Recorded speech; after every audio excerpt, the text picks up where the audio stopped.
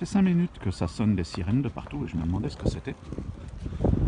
Il n'y a quand même pas le feu, il n'y a pas, vous savez, un peu comme les sirènes de pompiers, de mairie quoi, pour les pompiers. Mais ça sonnait vachement longtemps, je trouve. Et là en fait je vois qu'il y a un gros bateau qui rentre là-bas orange au fond, qui doit probablement être soit sûrement un pétrolier, un truc comme ça. Et donc ça devait sonner pour prévenir qu'on avait probablement pas le droit d'entrer ou sortir du port le temps que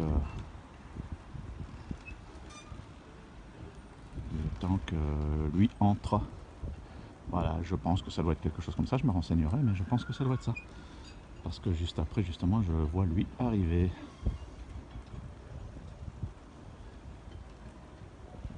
C'est vivant un port. Ça bouge toujours, il y a toujours quelque chose à voir, quelque chose à faire, quelque chose à dire. C'est vraiment vivant. On voit pas le temps passer, franchement. Ça passe à une vitesse incroyable.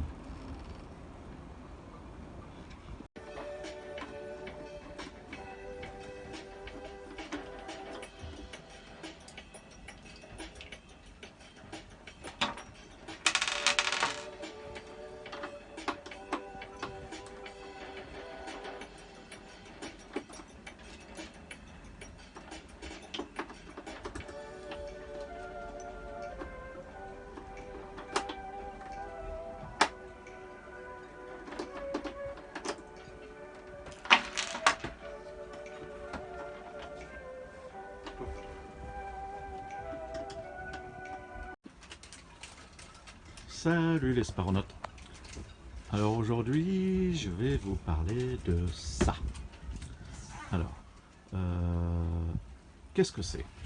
C'est une valise avec des roulettes et avec une poignée. Voilà, donc là elle est au plus petit, mais on peut la monter plus petit, on peut la monter plus haut. Hop. Et donc on peut l'intraballer derrière soi. Voilà, repliée. Elle a aussi donc une poignée logique comme une valise. Alors, cette valise, me direz-vous, qu'y a-t-il d'extraordinaire à voir cette valise? Eh bien, hop, voilà. Cette valise, maintenant vous allez comprendre, Workman Professional Tool, enfin Professional Tool. Donc en fait, c'est une valise, vous l'aurez compris, à outils. Alors, j'ai trouvé cette valise à Action.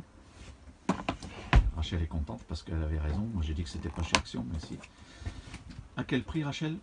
64,95. Donc 65 € à 5 centimes près. À 65 €.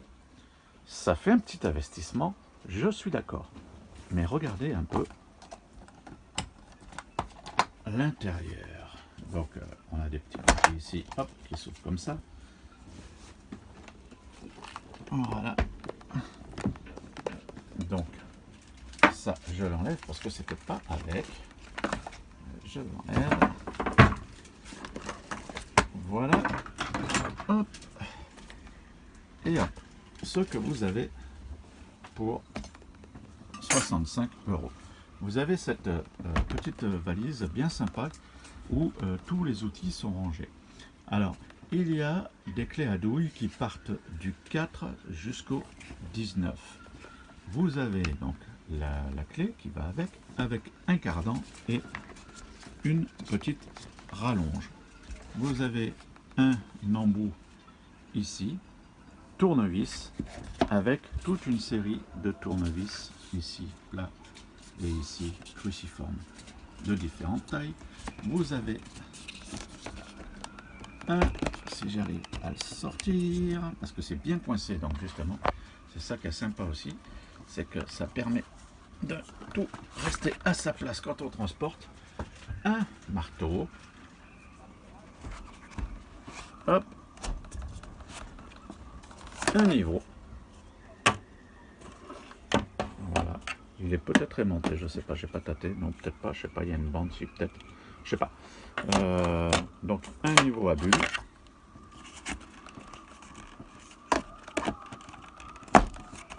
hop, 1 mètre, 3 mètres, enfin 1 mètre de 3 mètres. Hop, un jeu de clé Allen. Voilà. Alors, il est marqué les tailles, mais j'ai pas les lunettes, donc je peux pas vous dire. Bon, c'est pas très gros, hein, mais bon, il y en a déjà pas mal. Une boîte avec quelques vis et quelques chevilles. Bon, c'est pas ce que j'apprécie le plus, j'aurais préféré des vis et des boulons, mais tant pis. Ensuite, on ouvre cette partie ici, et ici, on a une pince à fin bec, une pince coupante et plate, une clé à molette, une pince multiprise, mais qui, ma foi, n'est pas trop mal. C'est pas les pinces caca qui se débrayent toutes seules, là où on se pince les doigts. Vous avez une petite scie à métaux, avec des lames de rechange. Vous avez un gros tournevis plat. Là, je suis à côté, je regarde pas trop ce que je filme en même temps. Faut dire que j'ai plus de caméra. Ma caméra, 400 €, la caméra stabilisée, qui a grillé. J'ai dû m'en servir 4 fois. Voilà, je suis bien content. Donc du coup, je filme tout avec le téléphone et le problème, c'est que je vois pas ce que je fais. Un gros cruciforme, un plus petit plat, un plus petit cruciforme, un cutter avec des lames, un tournevis électrique, 1, 2, 3, 4 tournevis, on va dire style lunettes, là, tout petit. Une pince à épiler pour rattraper des... Enfin, épiler. Une pince, on va dire, qui ressemble à une pince à épiler pour rattraper des boulons, des petites vis qu'on aurait fait tomber. Une paire de ciseaux, 2 pinces serre-joint, voilà, quand on veut coller des choses. Tout ça pour 65 €. Des outils avec des manches, ma foi, assez sympathiques à tenir.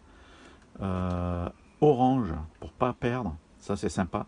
Et un truc que je trouve de sympa aussi, c'est qu'il y a le dessin de tous les outils. C'est-à-dire que si vous avez oublié de remettre quelque chose, ben vous savez ce que c'est, vous savez où chercher, où est-ce que vous l'avez utilisé la dernière fois. Et quand vous rangez, ben ça permet de remettre tout à sa place. Voilà. Hop, alors avec une main c'est pas évident, mais voilà. Donc après, ce plateau se tient hop, ici avec une espèce d'accroche, là. Je sais pas comment on appelle ça. Là-dessus, eh ben moi j'ai rajouté, hop, toujours chez Action, un jeu de clés à côté œil, un côté œil et un côté plat. Tu as le prix? 10 €, 9,99 €. Voilà, donc 10 € pour ces clés qui, j'arrive à les ranger dans la valise. J'ai acheté un petit testeur électrique parce que bah, quand on est en bateau ou même en camping-car, peu importe, on a toujours besoin d'un testeur. J'en ai un qui est au cabanon, mais bon là je ne l'ai pas avec moi. Et on a toujours besoin d'un testeur quand on travaille avec du 12 volts. D'ailleurs il m'a servi quand j'ai branché la télé pour savoir le sens des câbles parce qu'ils étaient tous les deux de la même couleur, le plus et le moins. Donc le petit testeur, combien? 4,49 €. Donc ça fait 65, plus 10, 75, plus 4, 49, 80. 80 €. Après j'ai rajouté, mais là ça vient pas de chez ce magasin-là, ça vient de chez Brico Dépôt. Un petit fer à souder, parce que moi je me sers souvent du fer à souder pour des réparations électroniques ou électriques. Une petite bombe de dégrippant que j'avais déjà, la bobine de fil pour le fer à souder et le support fer à souder. Voilà, tout ça rentre dedans. Hop, il y a quelque chose que j'ai mal mis, mais je sais que tout rentre dedans. Voilà, ça va me faire mentir. Là, voilà. Il faut juste appuyer un peu pour fermer. Et donc, grâce... Pardon? Fer à souder, on 10 a €. payé 8,10 €. 8 €. Voilà. Donc voilà, dans cette petite valise, elle se range facilement dans le caisson. Elle est facilement transportable avec ses roulettes. Donc voilà, je ne sais pas. Moi, la qualité, je la trouve plutôt sympa, aussi bien au niveau de la valise que des outils. De toute façon, pour le bateau, on avait absolument besoin d'outils. Vous imaginez bien qu'il faut toujours des outils. J'ai pas mal déjà bricolé.